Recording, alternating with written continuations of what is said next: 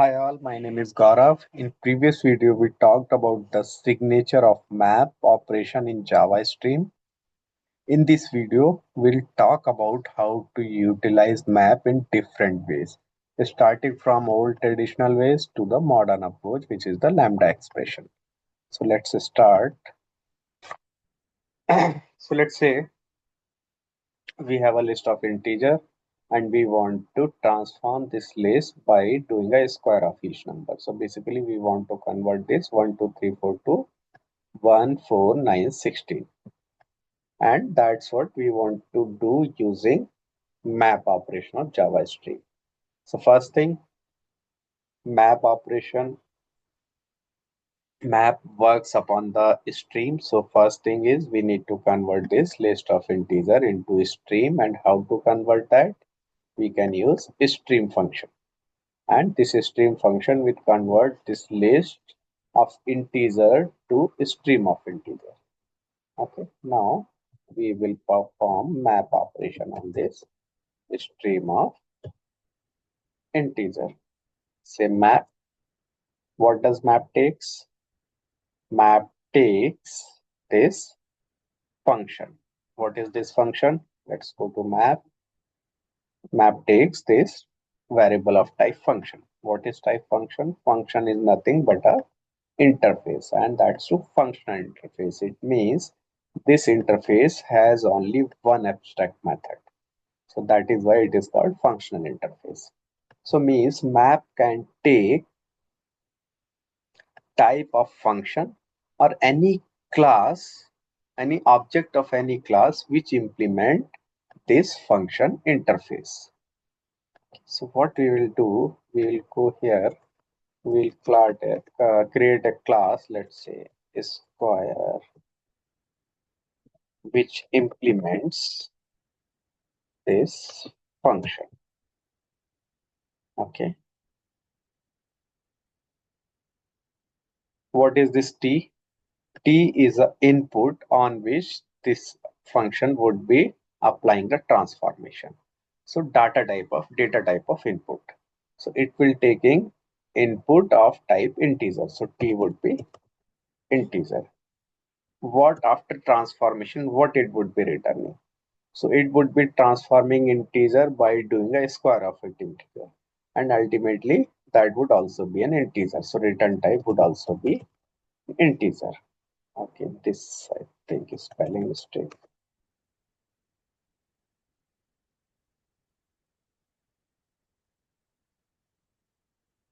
Okay, that's it.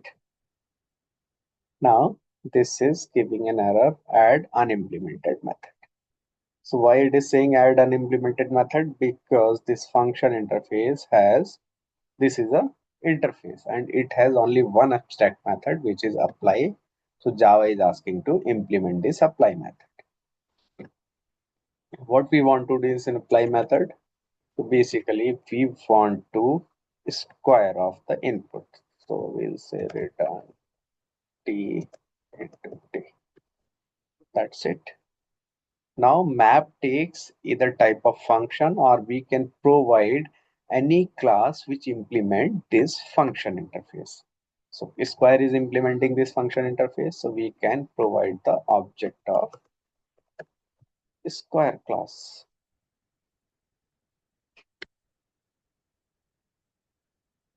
Any mistake we are doing? A spelling mistake was there. Okay.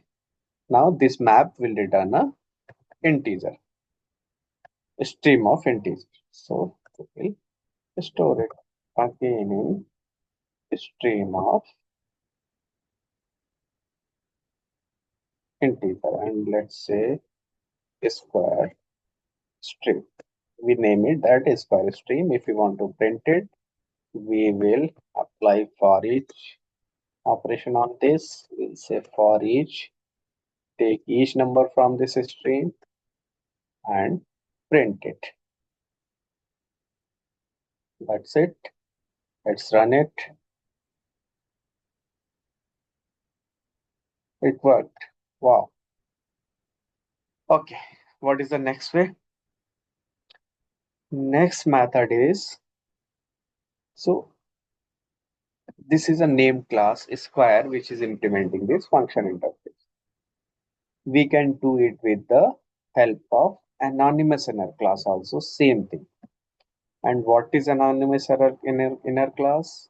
You can refer this article in detail. We have the implementation of anonymous inner class. I'll post the link of this blog as well in the video. So let's see. So basically, inner class means we can create a class inside another class. Anonymous means that inner class would not be having any name. So that is called anonymous inner class. So how to create that? So let's comment this first. This is commented. Now what we will do, we need a class which implements the function interface. What we will do is say function input is integer. It will square each integer and again it will return integer. And let's say again we say this square, we put any variable and we'll say new function. That's it. Java automatically says. So this is basically nothing but a object of anonymous inner class. Okay. It's very similar to, we are creating a class here which is named class. Here this is a anonymous inner class. We don't have any name. And object of anonymous inner class, and this square variable would be holding the reference of object of this anonymous inner class. Okay. Again we will say what you need to do here. You need to just return t into t. That's it. Again same thing we'll do. We will say okay, put on this string apply map, and in map pass this anonymous inner class object. It will again return a stream of integer. I'll say okay, stream of integer. Then let's say square string. Same thing again we will do. We will say print this string. Okay, this is a spelling mistake of square.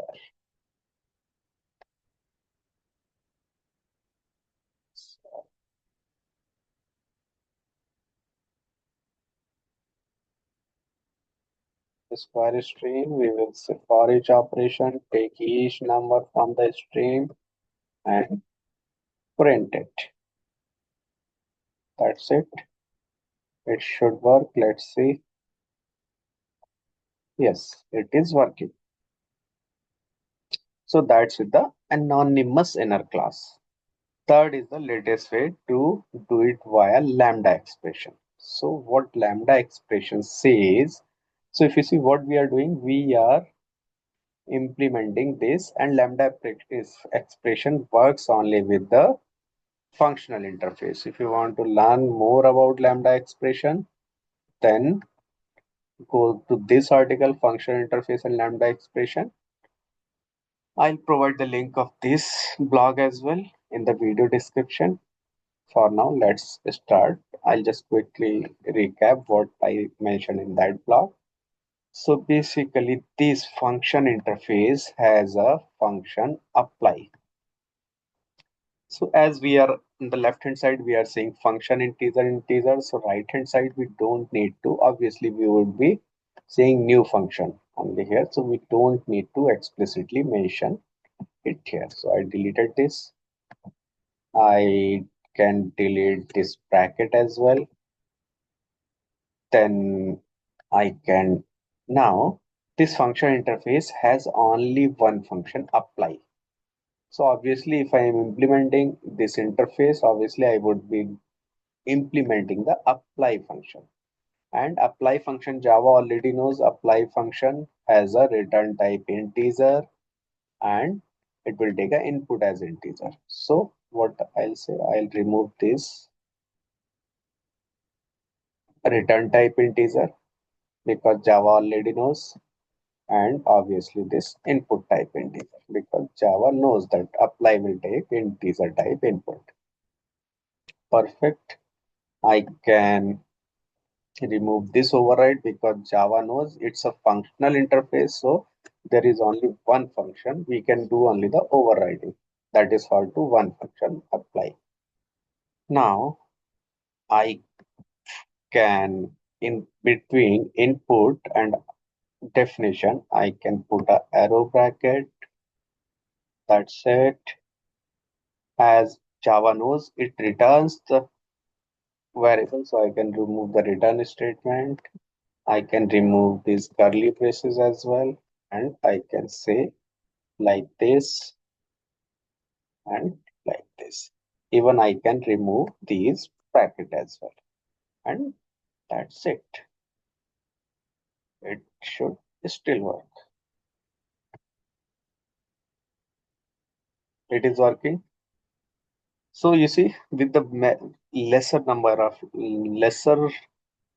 line of code, we can achieve the same thing. And the interesting thing is that we don't need this as well. We don't need this as well. We can directly write this in place of square, and I can comment this. Let's see if it is working. Yes, it is still working. And one more thing, what we can do it in a single line as well. So what does it mean? I can say, okay, convert this integer list into a string which will return a map.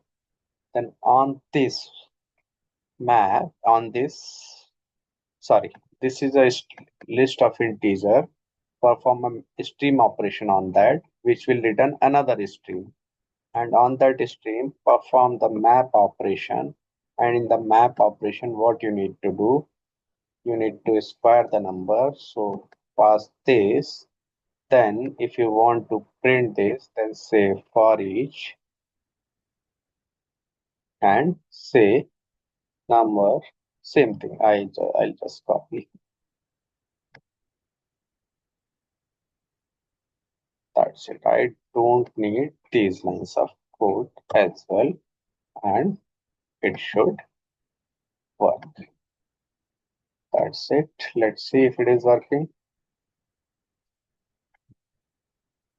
Yes, it is working. So in a single line of code, we can achieve the thing. So that is all. Thank you. Hope you enjoyed.